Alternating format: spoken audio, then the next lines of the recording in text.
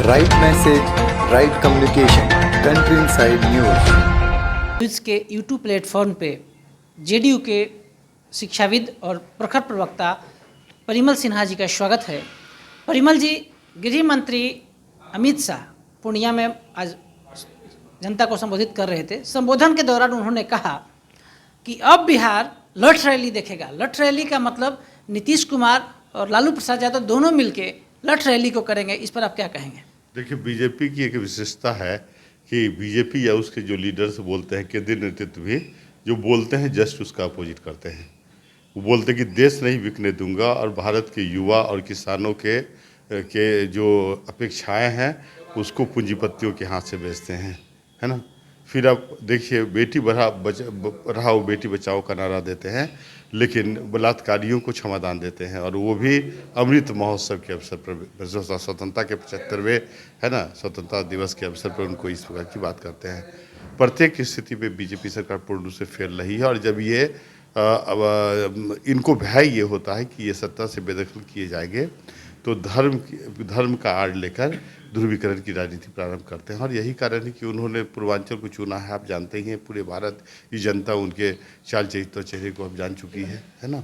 तो प्रत्येक लेवल पर वो फेल है। और जहाँ तक हमारे नेता का प्रश्न है, तो हमारे नेता विकास के प्रतीक हैं। उनको बीजेपी के सर्टिफिकेट की आवश्यकता नहीं है ना। वो अल्लू जल्लू बयान देते हैं, और देखिए ना, बीजेपी जो बोलती है ठीक ठीक उसके ऊपर करते हैं, वो उल्टे करती है। वो बोलती है कि सबका साथ सबका विकास, जबकि जब दलित और अल्पसंख्यकों पर अत्याचार होते हैं तो बीजेपी तो मोदी मौन हो जाते हैं। और इतना ही नहीं, आप देखिए, ये बार बार विवादित मुद्दा उठाते हैं ध्रुवीकरण की राजनीति के लिए, जैसे एनआरसी का मुद्दा। आप देखिए, आसाम में, और जो बांग्लादेश के बॉर्डर से सटा हुआ है, मौलिक समस्या वहाँ की रही है जब से 1971 से ही, या उसके पूर्व से ही आप कह सकते हैं कि जब ईस्ट पाकिस्तान के रूप में वो था या ईस्ट बांग्लादेश के रूप में था, तो लगभग 70% जो बाउंड्री थी वो अनफेज थे, और जिसके कारण बड़े पैमाने पर घुसपैठी आसाम में गए, है ना। तो वो वहाँ के लोगों के लिए एक समस्या का विषय बन गया, और इन लोगों ने एनआरसी का फॉर्मेशन किया।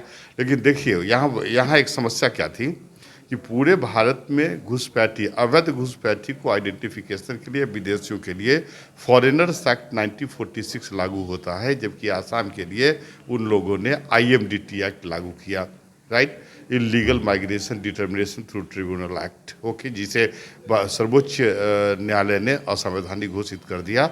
और इस ट्रिब्यूनल के द्वारा विदेशी अवैध घुसपैठियों को आइडेंटिफाई करके उन लोगों को डिटेंशन कैंप में डाला गया है, और वो मूल रूप से माइनॉरिटी हैं जिस पर बीजेपी सरकार अत्याचार कर रही है। इतना ही नहीं, आसाम में कुछ दिन पहले ही आपने देखा होगा कि सरकार ने मदरसा पर बुलडोजर चलवाया। उत्तर प्रदेश में भी कमोबेश यही स्थिति है। ये संविधान के रूप से 26 और संविधान के रूप से 30 का खुलेआम उल्लंघन है। तो आप स्पष्ट जान लें कि बीजेपी को संविधान में आस्था नहीं है। वो नागपुरिया कानून में विश्वास रखती है और आरएसएस के एजेंडे को भारत में लागू करने का प्रयास करती है। वो उनका विश्वास लोकतंत्र में नहीं है, न ही धर्मनिरपेक्षता में है। आप समझिए कि यहाँ तक कि जो राष्ट्रीय ध्वज है उसको भी वो हिंदू राष्ट्रवाद के रूप में चिन्हित करना चाहते हैं, जबकि राष्ट्र ध्वज भारतीयों के गर्व, सम्मान और समृद्धि का प्रतीक है। तो प्रत्येक लेवल पर आप यदि वैदेशिक नीति देखें, फॉरेन पॉलिसी या डिप्लोमेटिक पॉलिसी, तो पूर्ण रूप से बीजेपी गवर्नमेंट या नरेंद्र मोदी की कूटनीतिक नीति पूर्ण रूप से असफल साबित हुई है। धीरे धीरे आप देखिए कि चीन हमारे निकट पहुंचता जा रहा है। चीन तिब्बत और भूटान में निर्माण का काम कर रहा है, जो हमारे सीमावर्ती क्षेत्र के निकट है, और हम उसको रोकने में असफल है। इतना ही नहीं, हिंद महासागर के जो राष्ट्र हैं, जो संबंधित राष्ट्र जैसे बांग्लादेश भी हैं, श्रीलंका है, मालदीव, ये ऐसे राष्ट्र धीरे धीरे चीन के प्रभुत्व में आ रहे हैं। तो चीन की जो नीति है, string of pearl policy, Bharat को घेरने की नीति, वह सफल साबित होती प्रतीत हो रही है, और मोदी उसको रोकने में सक्षम नहीं है। और इसी प्रकार आप देखिए कि जो हमारा परंपरागत मित्र था रूस, तो रूस धीरे धीरे पाकिस्तान के निकट जा रहा है, और हम उसको रोकने में सफल नहीं हुए। इससे सबसे बड़ी कूटनीतिक असफलता बीजेपी की जो थी कि नरेंद्र मोदी ने अमेरिका राष्ट्रपति चुनाव में प्रत्यक्ष रूप से पार्टिसिपेशन किया। हालांकि जिस कैंडिडेट के समर्थन में उन्होंने रैलियां की, है ना, परिणाम उसके विपरीत आए, और इससे भारत और अमेरिका के बीच के संबंध भी खराब हुए।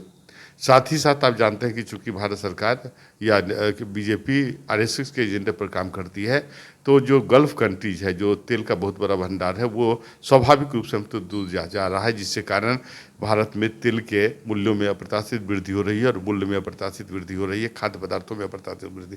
तो बीजेपी की नीति तो जन विरोधी है, ये आप जानते हैं। और दूसरी बात, सबसे महत्वपूर्ण नोटिसेबल फैक्ट, कि बीजेपी जानबूझकर भारत के युवाओं को शिक्षा और रोजगार से वंचित रखना चाहती है, क्योंकि उनकी नीति यह है कि यदि लोगों को शिक्षा देंगे तो धर्म कमजोर होगा, धार्मिक कट्टरता में कमी आएगी, और ऐसी स्थिति में उनको ध्रुवीकरण की राजनीति करने में सफलता नहीं मिलेगी। यही कारण है कि वो न शिक्षा देना चाहते हैं, न रोजगार देना चाहते हैं। और उनके प्रत्येक जो कदम है, आप देखिए, कल हमने सुना है समाचार पत्रों के माध्यम से ही, यूट्यूब के माध्यम से ही, कि नीरव मोदी ने स्टेटमेंट दिया कि उनको भगाया नहीं, वो भागे नहीं, बल्कि बीजेपी के द्वारा भगाया गया है। तो इससे बीजेपी का चाल चरित्र और चेहरा स्पष्ट होता है। राइट, आप सुन रहे थे परिमल सिन्हा जी को, शिक्षाविद हैं। अमित शाह को जवाब देते देते इन्होंने मोदी सरकार पर भी कई सवाल उठा दिए। बीजेपी को जवाब देना होगा, जेडीयू की तरफ से बड़े सवाल किए गए हैं। हमारे सहयोगी संजय के साथ कौशलेंद्र, पटना से।